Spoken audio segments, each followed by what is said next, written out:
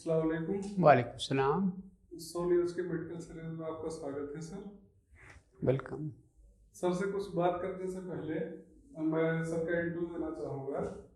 Sir वरिष्ठ नेत्र चिकित्सक IOL ट्रेनर एम्स, और सर के पेशेंट रह चुके हैं कल्याण सिंह मायावती, माननीय अटल बिहारी वाजपेयी जी, और सर ने सिविल जैसे संस्थान में 10 वर्षों तक सेवा प्रदान किया है।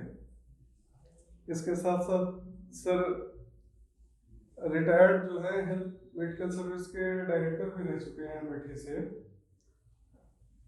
और डॉक्टर साहब पता नहीं कितने अनगिनत अंधों का मतलब जिनकी आंखें खराब हो गई उनको इन्होंने रोशनी देने का काम किया है।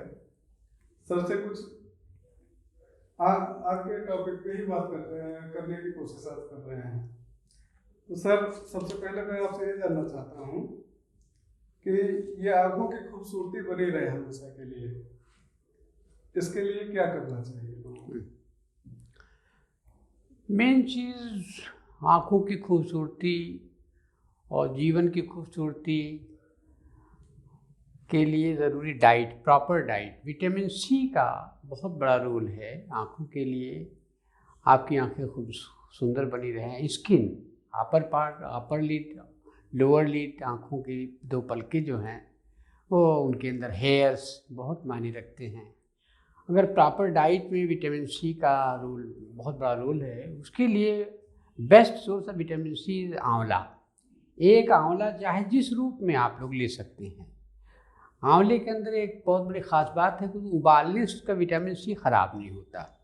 बाकी यह ग्रीन लीफी वेजिटेबल्स हैं और सारी चीज़ें हैं खाने के अंदर हमेशा लेते रहना है। या गाजर का हलवा है, ये सब चीज़ें बच्चों को खिलाना है। और जब से जैसे माँ दूध पिला रही है, बच्चा पैदा हुआ तो माँ को भी विटामिन सी का प्रचुर मात्रा में लेना है। विटामिन सी नाम की गोलियाँ भी आती बहुत सारी, मैं किसी कंपनी का प्रचार नहीं। विटामिन सी के लिए आंवला इज़ द बेस्ट। और रही बात कोई बीमारी अगर हो जाती है, आँखें लाल हो गई, कीचड़ आ रहा है, तो अब आई सर्जन को ही दिखाया करें अपनी आँखें हमेशा, वही जानता है आँखों के बारे में। सर हमारे दर्शक आपसे ये जानना चाहते हैं कि एक आंखों की बीमारी होती है जिसको कहते हैं मोतियाबिंद, इसके होने के क्या कारण हैं? हाँ, मोतियाबिंद पहले ज़माने में तो ये समझा जाता था और आज भी है, उसका रीज़न है विटामिन सी की कमी।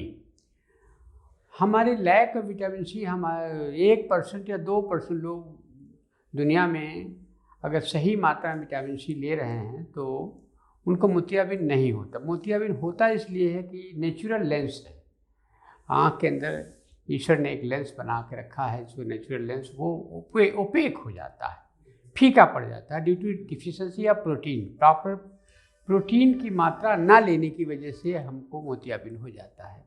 अब विच protein is the best for I, तो उसमें बहुत सारे एक्सप्लेनेशन हैं कि आप अच्छी डाइट में सोयाबीन ले सकते हैं और भी प्रोटीनीशियस डाइट ज़रूरी है। प्रोटीनीशियस डाइट में अगर देखा जाए तो वेजिटेबल प्रोटीन भी ठीक है। एग भी 1 एग पर डे लेना है हम एडल्ट ग्रुप को। 40 के बाद केवल 1, 40 के पहले 2 भी ले सकते हैं। पनीर हुआ, बाकी दूध, मिल्क तो लेना ही लेना है, दूध लेना ही लेना है ताकि हमारी आँखें सुंदर बनी रहें।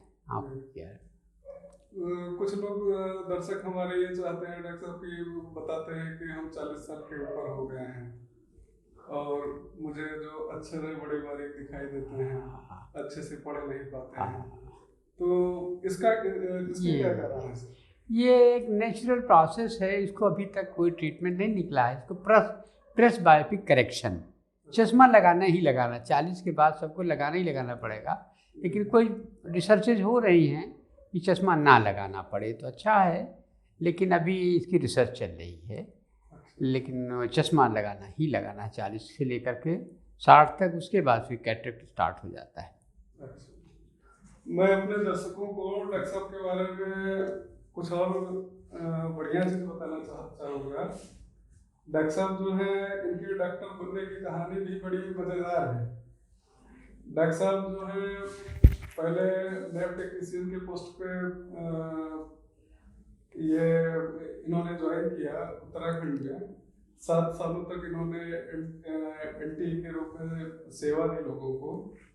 उसके बाद डॉक्टर साहब जो है एक हमारे काफ़ी विद्वान रहे हैं जर्मनी के डॉक्टर साहब, जिनका नाम है डॉक्टर एल्बर्ट स्विट्जर, जो कि जर्मनी के रहने वाले हैं। इनसे डॉक्टर साहब बड़े प्रभावित हुए, उनकी किताब पढ़ी इन्होंने और 31 साल की उम्र में ये उनसे प्रभावित होकर एनटी का काम धाम छोड़ के चले आए इलाहाबाद, और वहाँ पे इन्होंने तैयारी शुरू कर ली। और पहले ही अटेम्प्ट में इन्होंने CPFT क्वालिफाई कर लिया और GSBM जैसे प्रतिष्ठित संस्थान में इन्होंने एडमिशन लिया।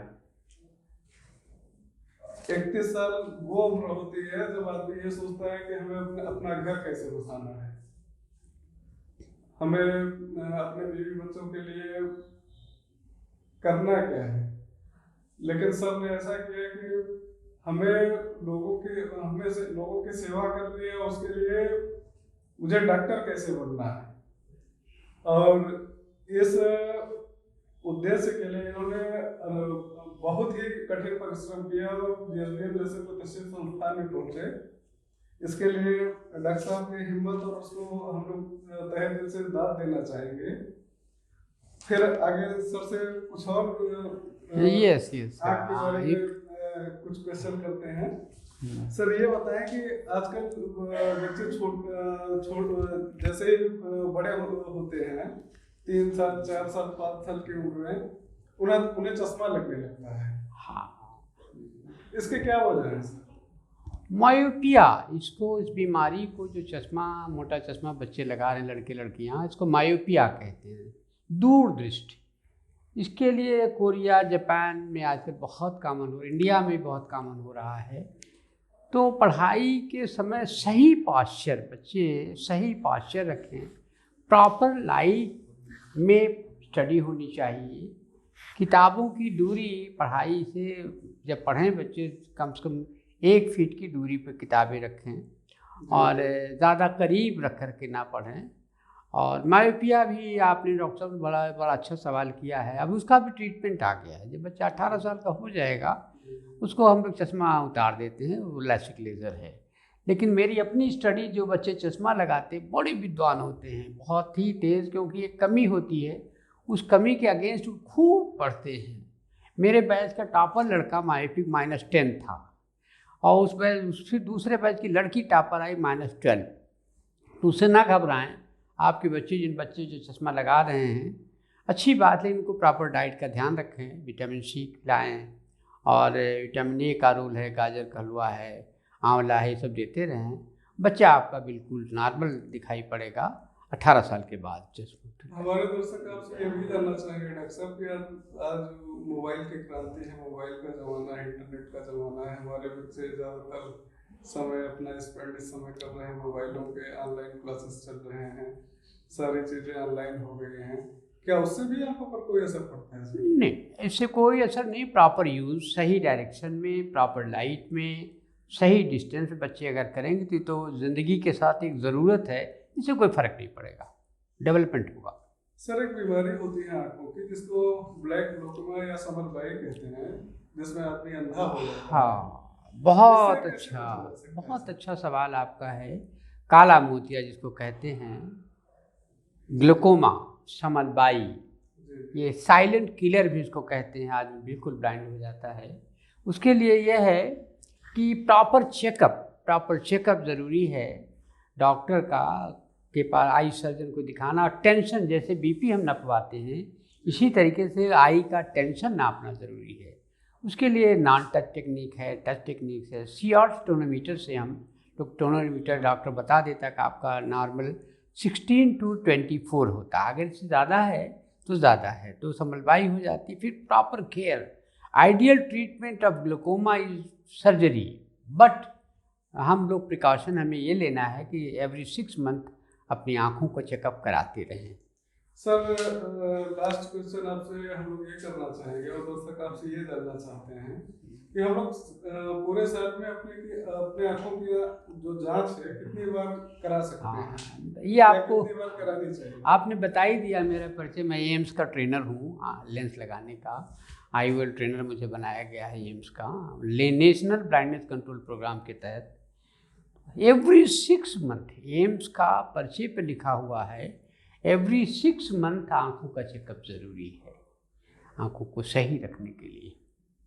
सर आप हमारे यहाँ आए हम लोगों के लिए इतना अपना अमूल्य समय दिया, इसके लिए आपका शुक्रिया। Thank you. वालेकुम सलाम। तमाम खबरों के साथ जुड़े रहने के लिए सब्सक्राइब करें हमारा चैनल 100 न्यूज़ और बेल आइकन दबाना ना भूलें ताकि लेटेस्ट वीडियो सबसे पहुंचे।